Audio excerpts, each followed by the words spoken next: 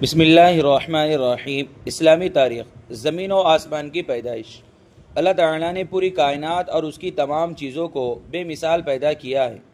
قرآن کریم میں زمین و آسمان کی پیدائش کا تذکرہ کئی جگہ آیا ہے اور بعض جگہ صراحت کے ساتھ مذکور ہے کہ کس کو کتنے دنوں میں پیدا کیا ہے۔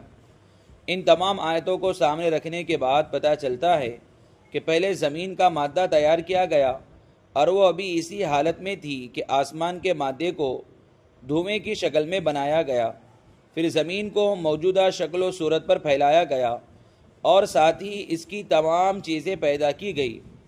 اس کے بعد ساتوں آسمانوں کو بنایا گیا۔ اس طرح زمین و آسمان اور ان کے درمیان کی چیزیں وجود میں آئی۔ یہ سارا کام کل 6 دن میں مکمل ہو گیا۔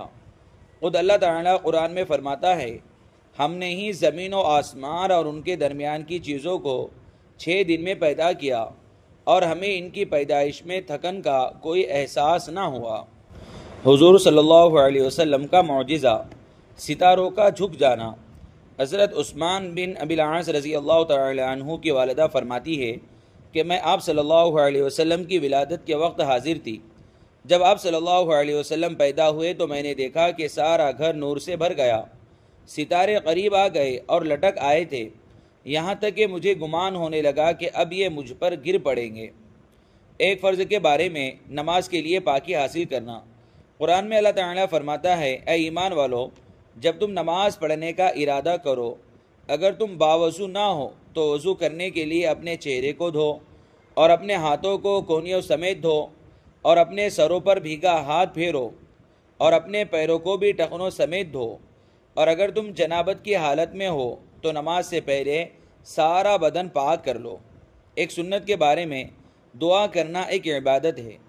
قرآن میں اللہ تعالیٰ فرماتا ہے، مجھ سے دعا مانگو میں تمہاری دعا قبول کروں گا، اور رسول اللہ صلی اللہ علیہ وسلم نے فرمایا، الدعاء هو العبادہ، دعا ہی عبادت ہے۔ ایک اہم عمل کی فضیلت، نقصان سے بچنے کی دعا۔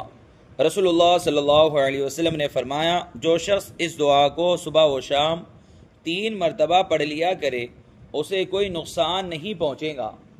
بسم اللہ الذی لا یضر مع اسمہ شیء فی الارض ولا فی السماء وہو السمیع العلیم۔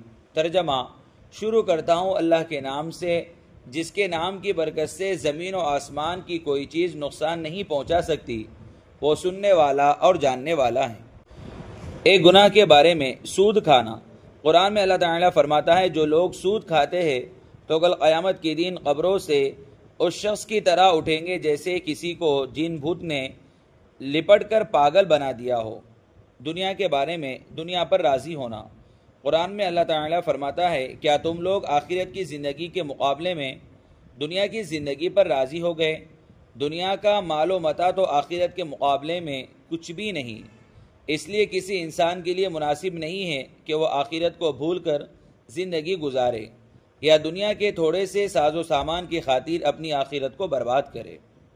آخرت کے بارے میں، مردے کی حالت۔ رسول اللہ صلی اللہ علیہ وسلم نے فرمایا، جب مردے کو لوگ اٹھا کر چلتے ہیں تو اگر وہ نیک ہوتا ہے تو وہ کہتا ہے کہ مجھے جلدی آگے بڑھاؤ، اور اگر وہ برا ہوتا ہے تو وہ کہتا ہے، ارے میری ہلاکت آئی، تم کہاں لے جا رہے ہو؟ اس کی آواز کو جن و انس کے سوا اللہ تعالیٰ کی تمام مخلوقات سنتی ہے۔ اگر اس کی آواز انسان سن لے تو بے ہوش ہو جائے۔ طب نبوی سے علاج، ہر مرض کا علاج۔ حضرت عثمان غنی رضی اللہ تعالی عنہ سے مروی ہے کہ میں ایک مرتبہ بیمار ہوا تو رسول اللہ صلی اللہ علیہ وسلم عیادت کے لیے تشریف لائے اور یہ دعا پڑھ کر دم کیا اور جاتے ہوئے فرمایا، اے عثمان، یہیں پڑھ کر دم کر لیا کرو۔ بسم اللہ الرحمن الرحیم، اعوذ باللہ الاحد الصمد الذی لم یلد ولم یولد ولم یکن لہ کفوا احد من شر ما اجد۔ نبی کریم صلی اللہ علیہ وسلم کی نصیحت۔ رسول اللہ صلی اللہ علیہ وسلم نے فرمایا، لوگوں کو دین سکھاؤ اور خوشخبریاں سناؤ اور دشواریاں پیدا نہ کرو، اور جب تم میں سے کسی کو غصہ آئے تو اسے چاہیے کہ خاموشی اختیار کرے۔